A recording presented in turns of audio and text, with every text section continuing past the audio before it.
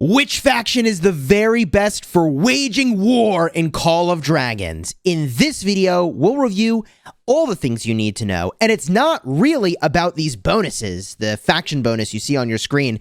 It's far more about the units and heroes that you use. So stick around for the things you need to know about picking a faction for war in Call of Dragons.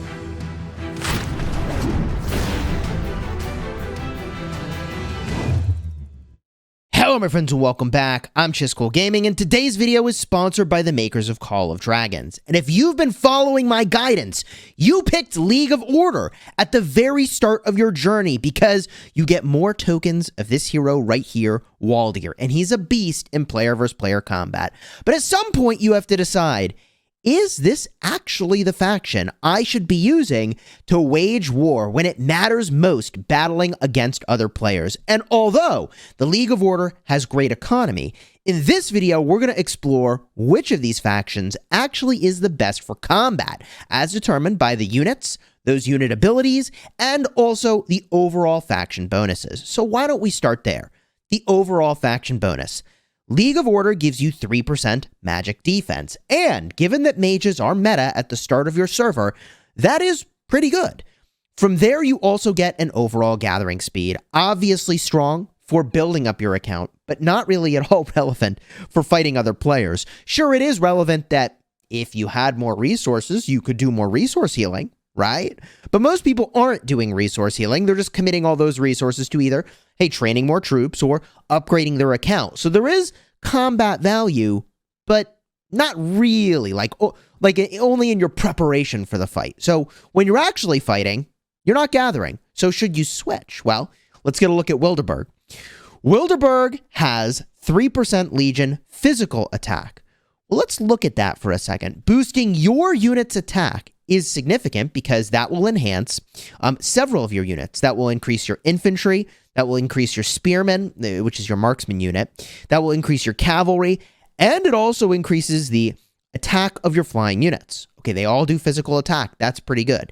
In addition, you get 10% destruction engineering. Now, this is a very misunderstood idea.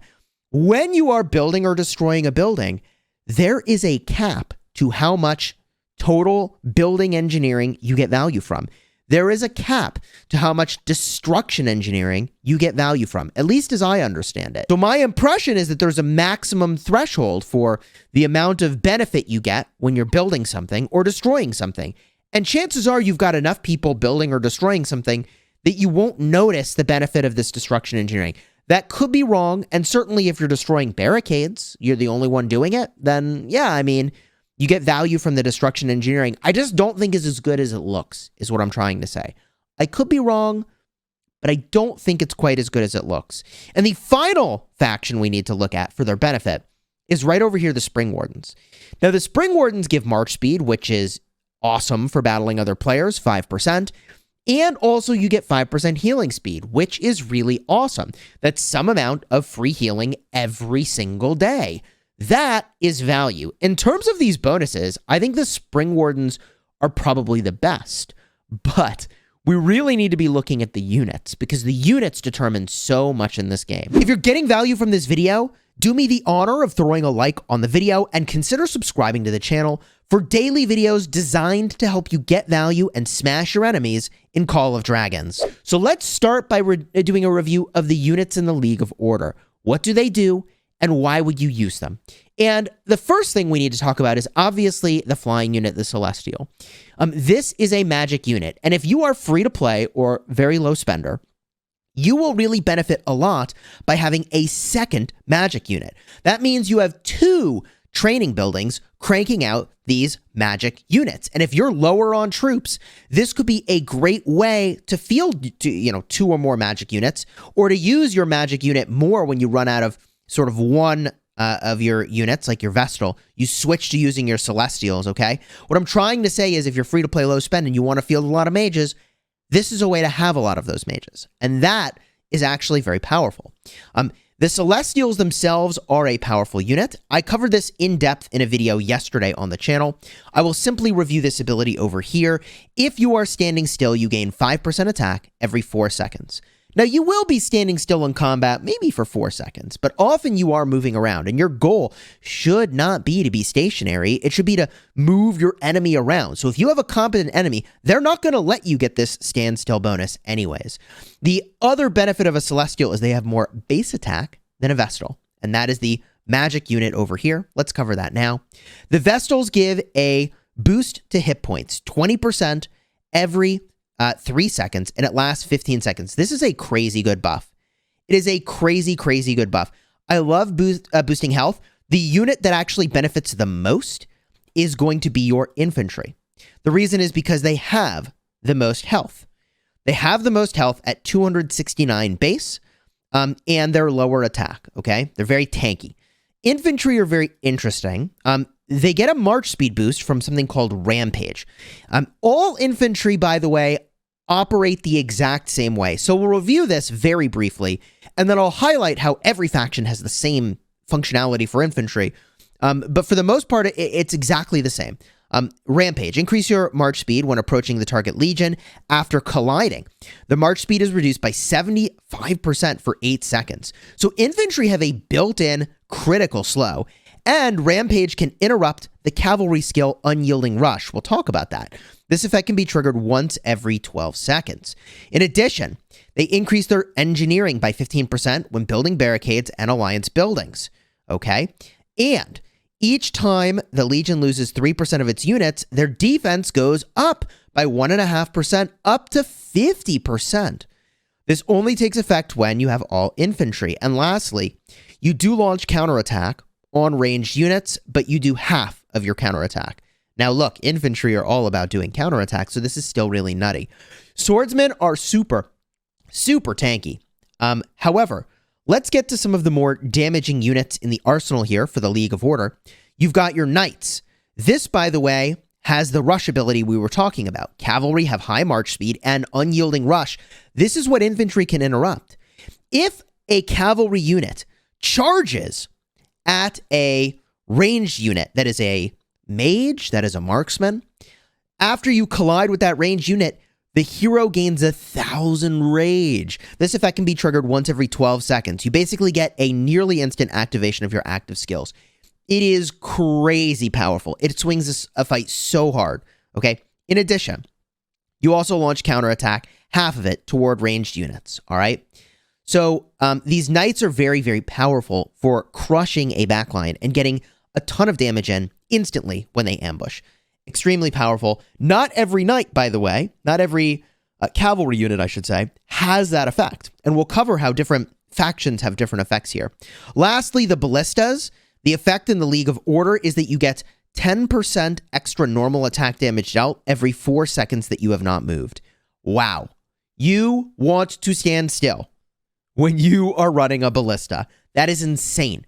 You just want to sit there, man, and you want to let that normal attack stack up, and you want them to die on your counterattack damage, basically. That's the goal with your Ballistas. Really insane. Most people don't understand how to use their Ballistas at all. You're supposed to stand still, counterattack the hell out of them. This means that if you run this faction, like Kanara Hosk, Nico Hosk is totally the jam. That's where you want to be.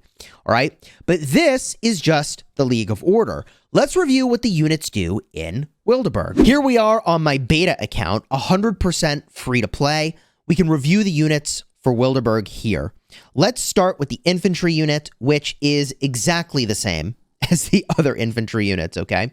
We'll go over here, and this is the same ability, Rampage. All right. The next ability increases engineering by 15%. It's the same.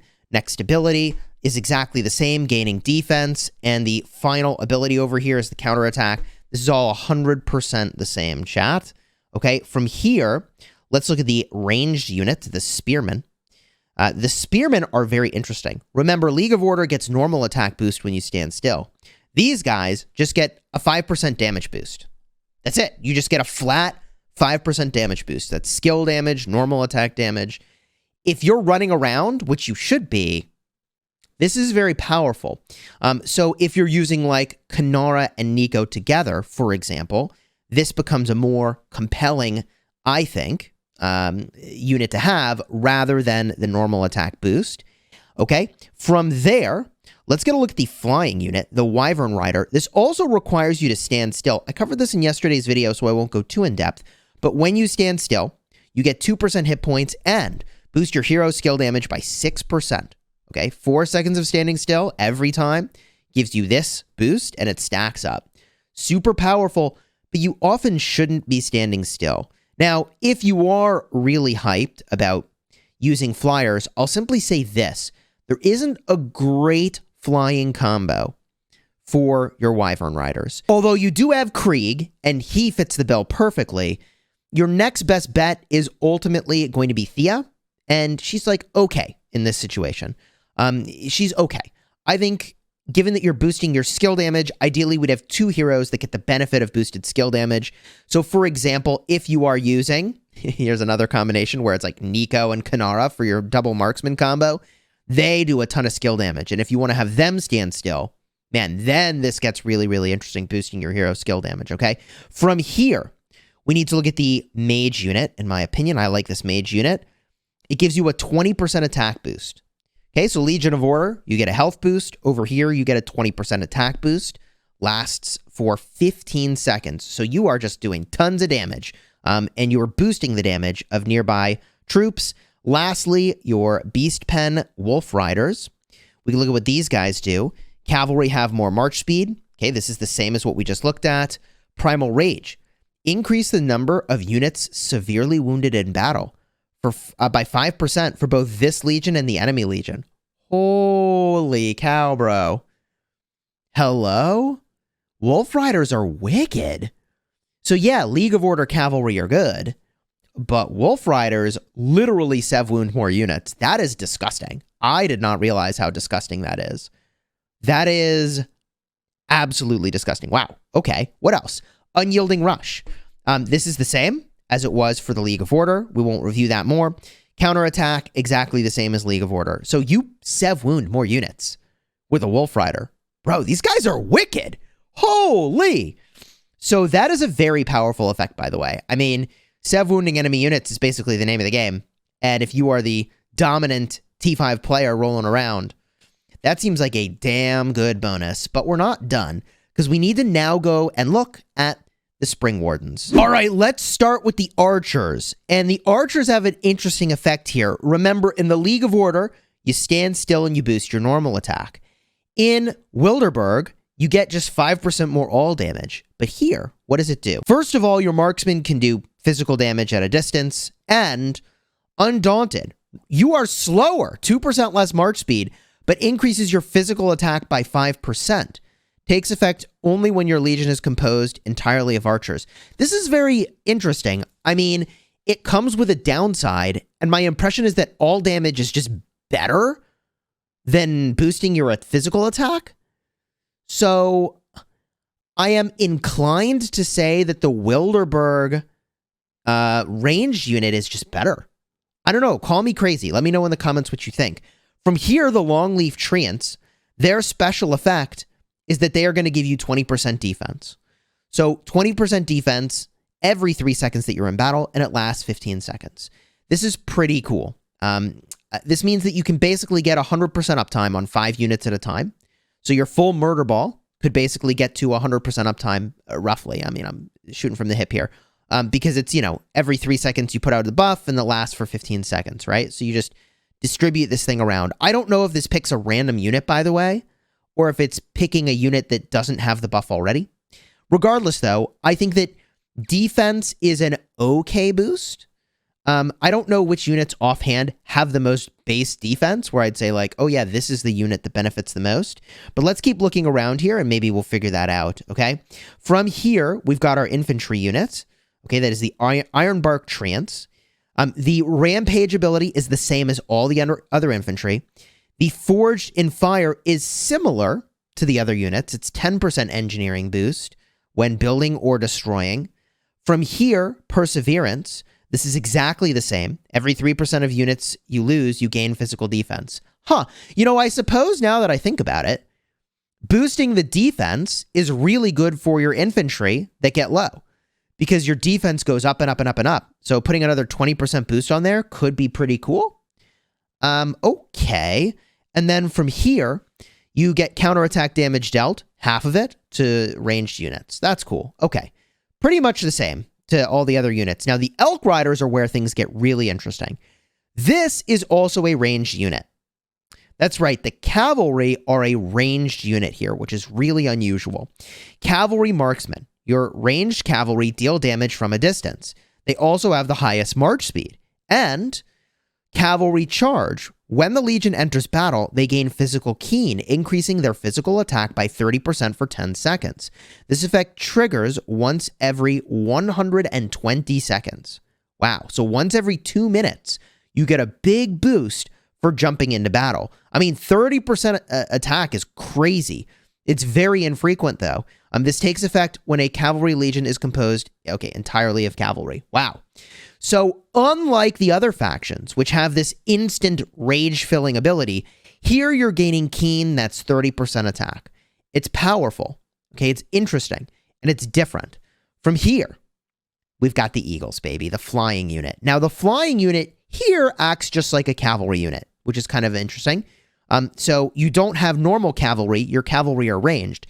And these are the cavalry that actually act like cavalry, okay? They have flying cavalry, so they count as flying and calves, and they counterattack at half rate, just like all the other cavalry do. And they have unyielding rush. So when you charge a ranged unit, once every 12 seconds, you can do this, you gain 1,000 range. Very powerful. So the thing that's interesting about the Springwardens is that if you want to use cavalry, you actually train Forest Eagles. This is your regular cavalry unit, okay? And then you've got these guys over here, your Elk Riders, that qualify as cavalry as well, not marksmen. They don't qualify as marksmen. They are technically still cavalry. So if you're going to run a lot of cavalry marches, you sort of have a choice here. You've got your ranged cavalry, which gain an attack boost, and you have your cavalry that you ambush with, which is your Eagles. They serve two very different purposes. So if you're going to hang back and not really do the sort of back and forth you normally see in a skirmish, and you just wait until you full commit to the fight, then this ability is really powerful, and you do some big damage. So let's jump back now to the overall faction view and draw some conclusions about which of these factions are the very best for war. So where does this leave us in determining the best faction for war? What I would say is that it depends in part on what you're running, and I would say some factions do have better overall bonuses. Let's start with the Springwardens, because I would put them near the top of the list here as best factions for war. The reason is that the march speed is good, the heal speed is good, and you can make your cavalry a ranged unit, like you can have a ranged cavalry unit, and also a unit that charges in like crazy. I think that their archer overall is actually weaker, though. So their base marksman is not as good, and their infantry and their mages are about the same. So if you wanted to have multiple cavalry units that have different functionality, then I would say the Springwardens are really cool. That is because you have Eagles and also the Elk Riders. However, I think Wilderburg is also very, very strong. Your base functionality on a ranged unit here is really powerful. 5% all damage is actually kind of nuts, and there's no condition to it. I also feel like the 5% extra sev wounds is insane. If you're running cavalry and you're running around on ambush missions with the intention of wrecking people, I feel like you have to go Wilderburg. It's just better. The only downside here is this ranged unit, or flying unit really, is just not as exciting for me right now, given the hero options that we have in game. But I would say overall, Wilderburg would be a strong contender for your number one if you're a whale, for no other reason alone than sev wounding more troops. That seems insane. The rest of what they do is fine, but if you're like a whale overdog, then yeah, you want to boost your attack, so you just do more damage to everybody. Okay, the spearmen are super versatile, and then you do tons of damage over here with your wolf riders. Seems really good to me. I would say that if you're free to play or a low spender and you want multiple mage marches, then your League of Order is a really good choice. League of Order works well, giving you great magic defense, and then the double magic unit is great. I personally plan to take advantage of that, although not yet. I'm not quite there. In fact, I might have to switch to Wilderburg because I do have a cav unit, I do ambush, and 5% more sev wounded units is kind of nuts. But remember, it's 5% more sev wounded units for both sides. So I feel like Wilderburg is for whales. I feel like Springwardens are for people that are running double ranged that want to do that. You've got your archers, your elk riders, plus your long leaf treants, which I think are a fine pick. And then if you're free to play low spend, you probably stick with your League of Order. Now, if you do want to switch factions, it runs you 10,000 gems, but at the start of the game, they do give you a faction change item. So after we've sort of gone over all of these units, I, in many ways, kind of feel like the differences are very minor. It all depends on which heroes you're using to capitalize on these different units and whether or not you actually can handle or really capitalize on the 5% more extra sev wounds delivered by the Wolf Riders, which is disgusting, man. And if you're looking for a more detailed breakdown on the special unit or the best heroes in Call of Dragons, cards will be in the end screen for that in just a second.